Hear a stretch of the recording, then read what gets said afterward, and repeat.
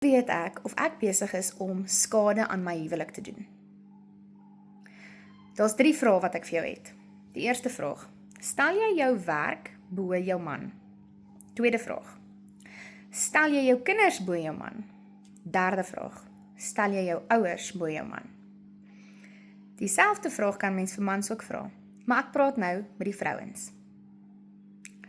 Het jy geweet, eerstens, jy's een in vlees met jou man. Die dag toe julle getrou het en jy gesê het, ek wil graag vir ewig deur dik en dun langs jou staan, langs jou wakker word. Het jy besluit, hy is die een wat een in vlees is met jou. Nie jou werk nie. Jy met jou man, jou verhouding met God en jou man, bo enigiets anders sit. Tweede ding, jou kinders kom van jou vlees af. Jy en jou man is een in vlees. Eendag gaan jy totsiens sê vir jou kosbare seentjie of jou pragtige dogtertjie. En hulle gaan 'n nuwe gesin begin. Jy gaan net deel wees van die familie, nie van die gesin nie.